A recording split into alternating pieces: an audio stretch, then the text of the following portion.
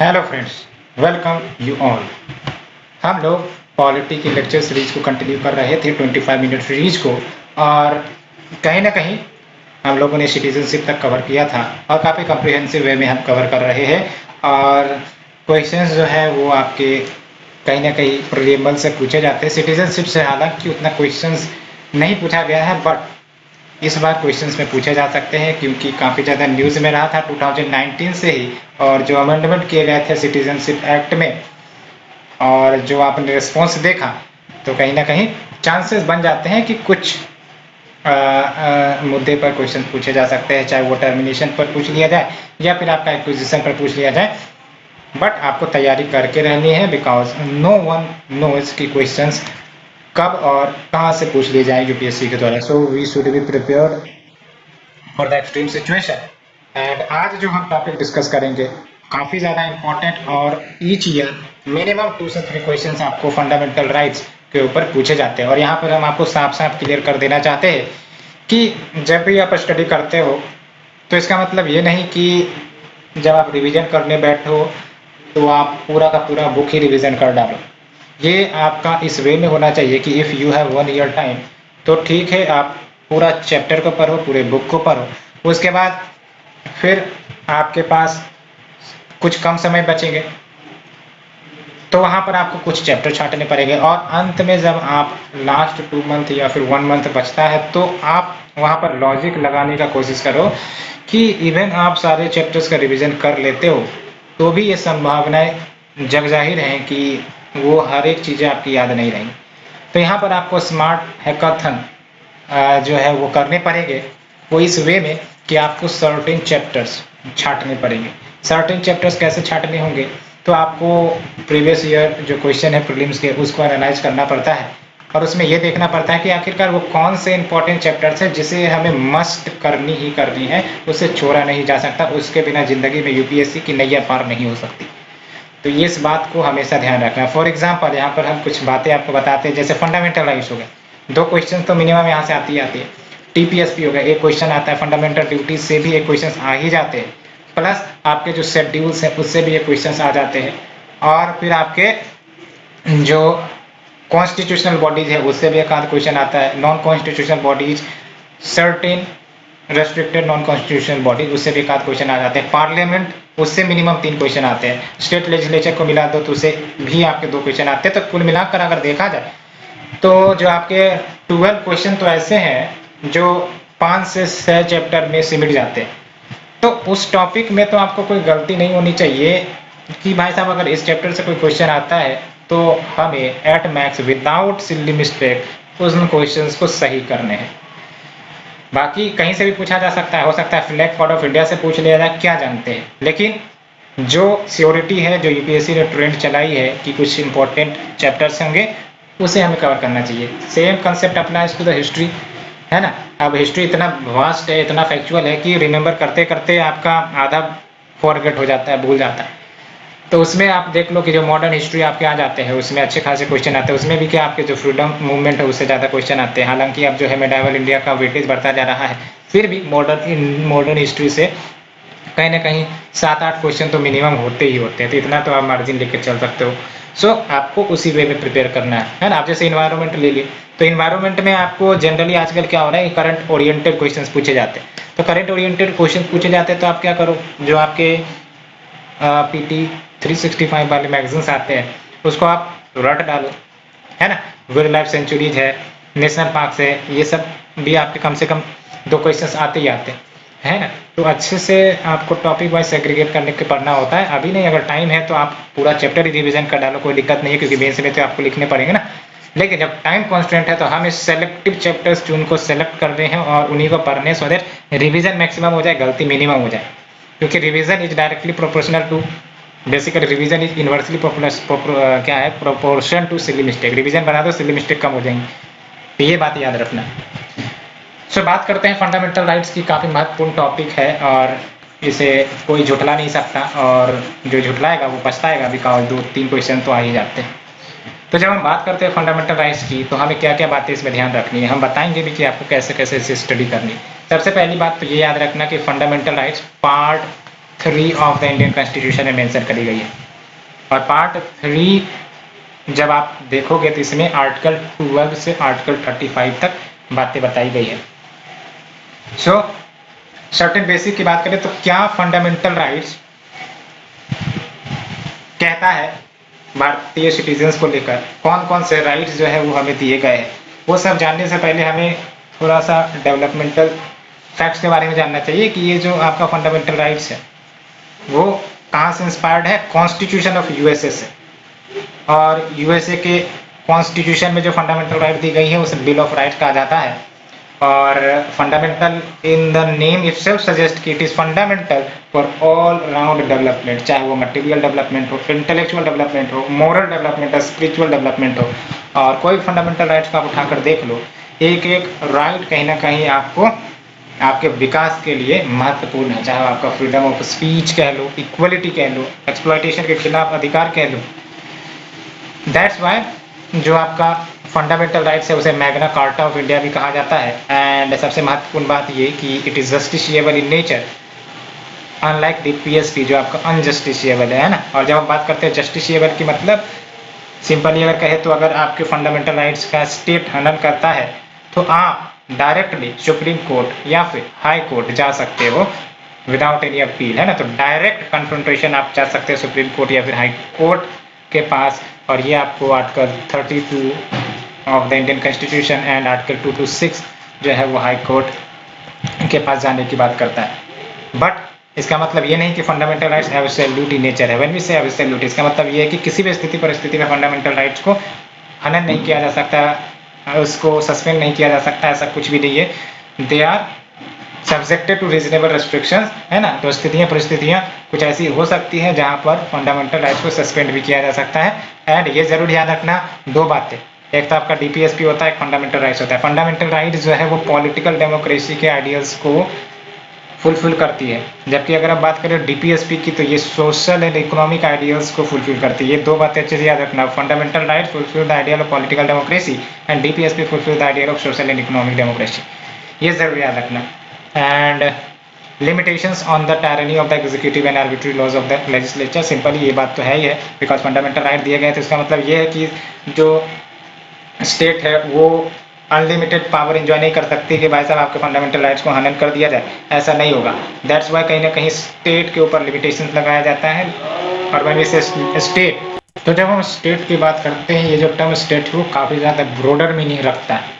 इसमें आपका एग्जीक्यूटिव आ सकते हैं, लेजिस्लेचर आ सकते हैं, पब्लिक अथॉरिटी आ सकती है एंड अदर्स। हम बाद में डिटेल से डिस्कस करेंगे कि आपके स्टेट में क्या क्या आ सकता है। फिलहाल तो ये याद रखना है आपको कि आपके जो आर्बिट्री लॉज लेजिस्लेचर अगर लेके आते भी हैं या फिर एग्जीक्यूटिव कोई आर्बिट्री एक्शंस करता भी है जो आपके फंडामेंटल राइट्स को हनन करता है, तो कहीं ना कहीं सुप्रीम कोर्ट या फिर हाई कोर्ट ये कूद पड़ेंगे आपके फंडामेंटल राइट्स को सेफगार्ड करने के लिए। और ये बात याद रखना, harmony between the fundamental rights and DPSP is a part of basic structure of the constitution, ये बातें याद रखती है। और आई थिंक कि इसे मिनर्वा मिल केस 1980 में ये जजमेंट दिया गया था जिसमें ये बातें निकल कर आई थी कि harmony between fundamental right and DPSP is a part of basic structure of the constitution. अब बात करते हैं हमारे को क्या क्या फंडामेंटल राइट्स संविधान की तरफ से दिए गए। तो जब हमारा संविधान बना था तो इनिशियली 7 फंडामेंटल राइट्स गारंटी किए गए थे, है ना। तो ओरिजिनल कॉन्स्टिट्यूशन में we have the 7 fundamental right, और जिसके लिस्ट आप यहाँ पर देख सकते हो।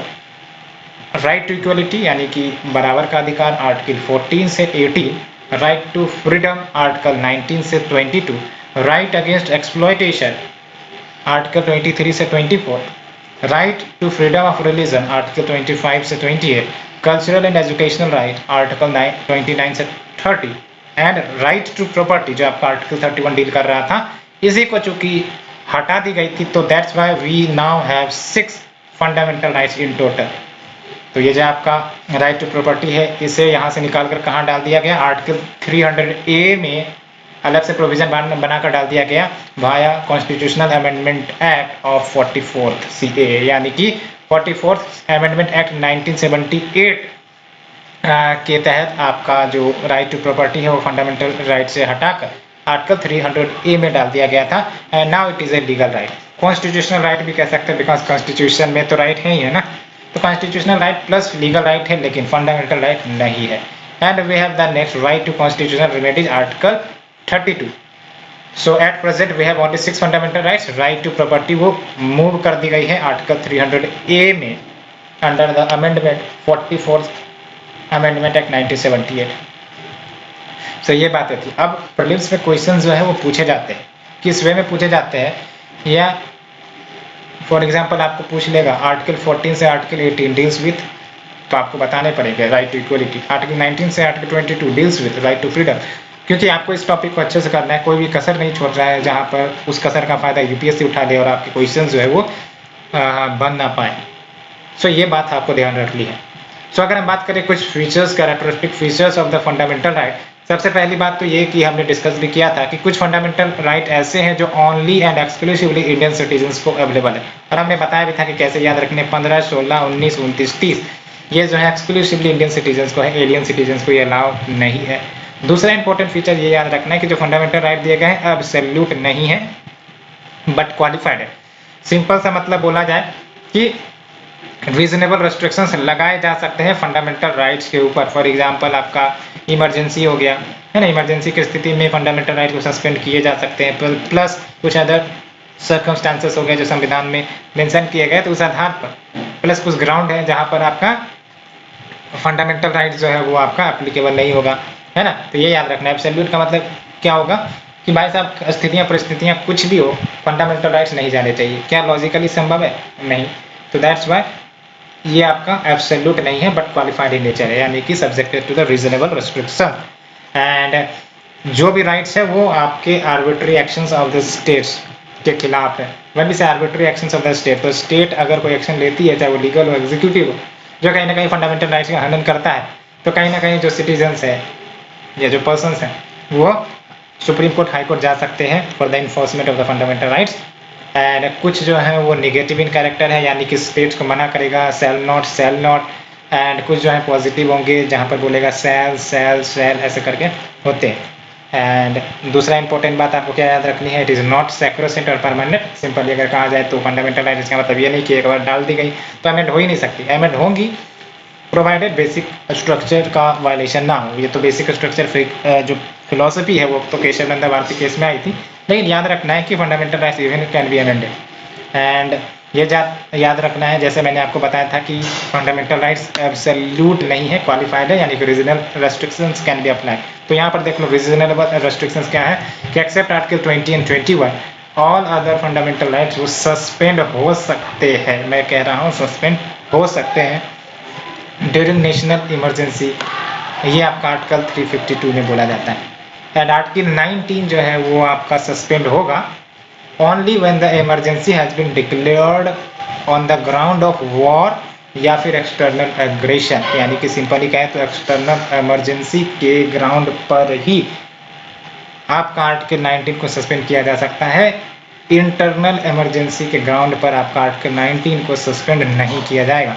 एंड जो स्कोप ऑफ ऑपरेशन है वो लिमिट हो जाती है बाय आर्टिकल 31A, और आर्टिकल 31A बेसिकली कुछ लॉज को सेफगार्ड करता है from being challenge into the court of law in the matter कि वो वायलेट करती है फंडामेंटल राइट को। सिंपली अगर कहें तो आर्टिकल 31A प्रोटेक्ट करता है सर्टेन लॉज को जो वायलेट कर सकती हैं और appears to be violate the fundamental rights of the citizen, है ना। सिंपली जैसे आपने 9th शेड्यूल को पढ़ा होगा कि भाई साहब इसमें अगर कोई भी लॉज डाल दिया जाए तो ब्लैंकेट हो जाते हैं, उसी प्रकार से 31A में आपके सर्टेन लॉज है बेसिकली जिस कैटेगरी में अगर आ जाए वो लॉ या उससे रिलेटेड कैटेगरी से लॉ बनाई जाती है तो वो फंडामेंटल राइट्स का हनन नहीं माना जाएगा।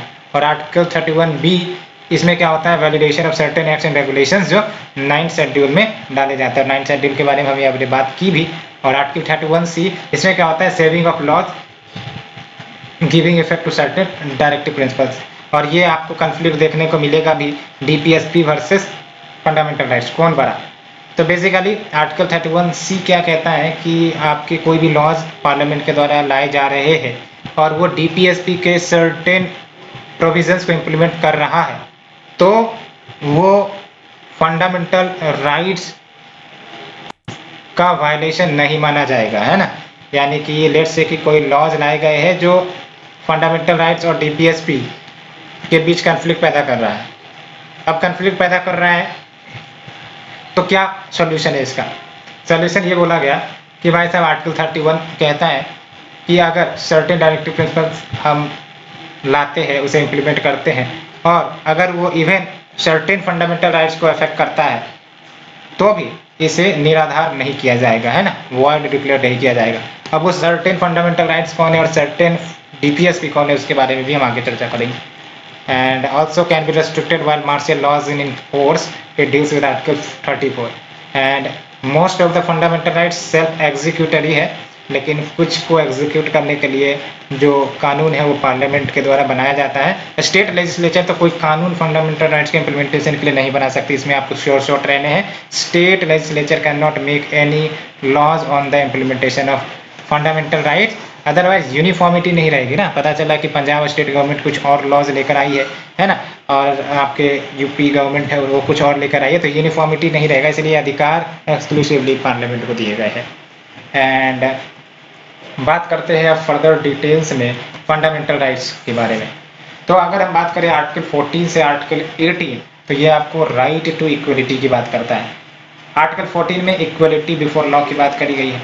आर्टिकल 15 में prohibition of discrimination based on ground of religion, race, caste, ये आपका आर्टिकल 15 में बात कही गई है। आर्टिकल 16 में आपको equality of opportunity in matters of public employment की बात करी गई है। अब यूपीएससी कैसे क्वेश्चन पूछते हैं?